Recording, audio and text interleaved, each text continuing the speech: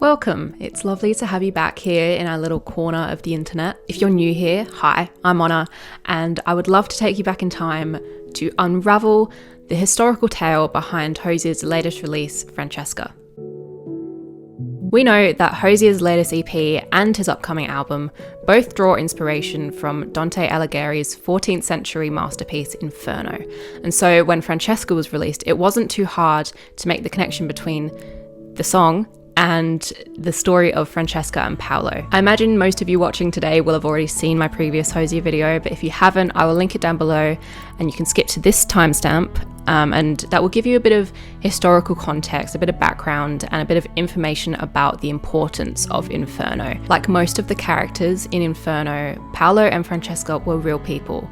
Francesca di Rimini and Paolo Malatesta. Francesca was a noblewoman. She was the daughter of Guido I de Polenta, who was the Lord of Ravenna, which is where our story takes place. It's the capital city of the province of Ravenna in the Emilia-Romagna area of northern Italy. Her father was at war for many years with the Malatesta family. However, in 1275, they were able to negotiate peace, and to secure that kind of peace, they arranged the marriage of Francesca and one of the sons of the Malatesta family, Giovanni. Giovanni was a brave and respected soldier, but he was crippled and got the nickname Giovanni the Lame because of that. And people really disliked him for his often uncouth behaviour. Guido was a smart man. He knew that his daughter would be a little less than pleased to be marrying someone that wasn't exactly her idea of Prince Charming. So to sweeten the deal, legend has it that he asked Giovanni's younger, more attractive sibling, Paolo, to step in place and be proxy at his wedding, because there's no way that could backfire. Can we just take a second for how truly awful that would have been for her? Sometimes I think we don't take enough time to really consider what has happened in the past because it strays so much from our own reality. This woman said her vows to someone who, by all accounts, she was kind of pleased to be marrying, only to find out the next day that the man she actually had to share a bed with was not the man she met at the altar, and actually it was her father that deceived her and put her in that position. That would be heartbreaking. I can't even imagine it. And because I can't imagine that, I do not blame her at all for what happened next. Francesca and Paolo start hanging out.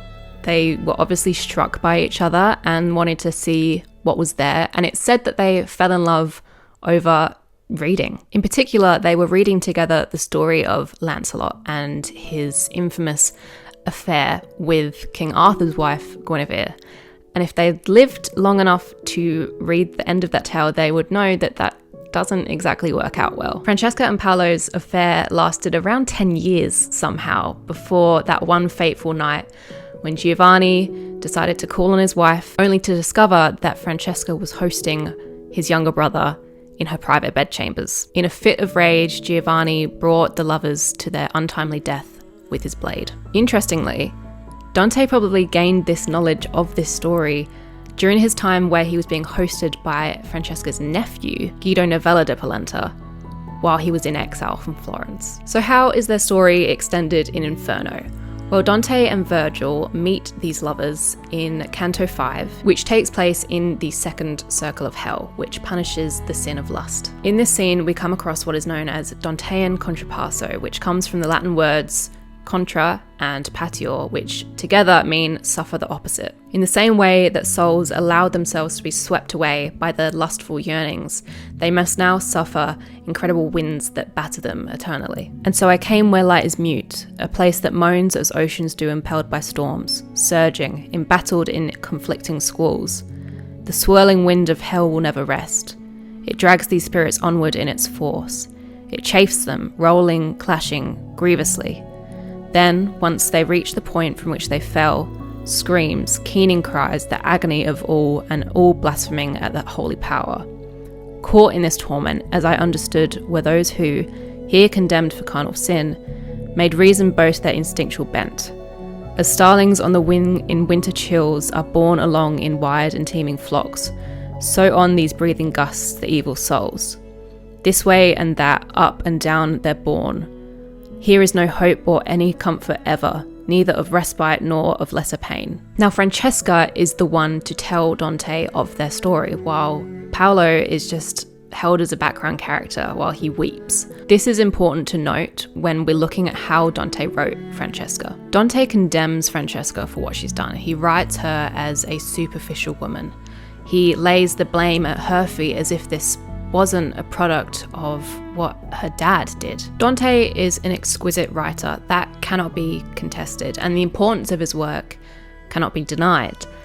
But I don't believe that means you cannot criticize it. We know Dante was an incredibly religious man, and a lot of those religious beliefs and values don't exactly line with seeing women in a fair way. They would have still been seen as the simpler sex, and so it's easy to write off Francesca as, for lack of a better word, a floozy. Dante is critical of her refusal to admit agency. In the narrative, she positions herself as a victim and says that love led us to one death. Now, what feels so refreshing about Hozier's take is that he writes it from a position of tribute to the enduring power of love. He is rejecting Dante's version of events and seeing Francesca as she truly is, a complex, human individual. Do you think I'd give up?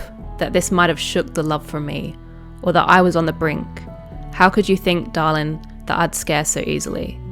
Now that it's done, there's not one thing I would change. My life was a storm since I was born. How could I fear any hurricane? This is very reminiscent of Inferno. Francesca tells Dante that she doesn't regret loving Paolo, and despite where they are now, the hurricane that they're experiencing, given the chance, she would do it all again. I'd tell them, put me back in it. Darling, I would do it again. I think this is a real testament to couples that face difficult challenges within their relationship, whether that be someone being ill or a community around you not accepting your relationship. I think we'd all be very lucky to find a love like that burns even more so in the face of these challenges. That kind of dedication to another person is so beautiful, and this declaration in this song is so powerful. You know, it's someone asking their partner, how could you possibly think that I would leave your side after what we've been through? I think my favorite line from this whole thing is, heaven is not fit to house a love like you and I.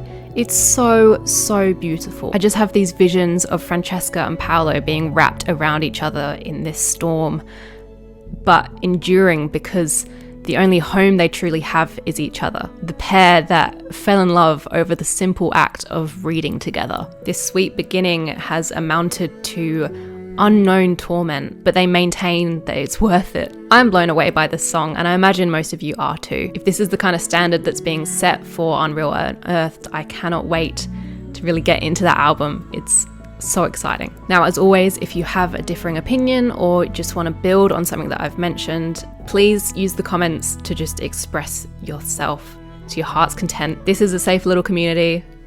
There's no wrong answers, and I just love seeing little conversations being made. If you did like this video, a thumbs up would be wonderful. And if you're not subscribed and you'd like this video, maybe subscribe. I'd love to have you as part of our little gang. I hope you have a lovely day and a lovely week, and I will see you next Friday.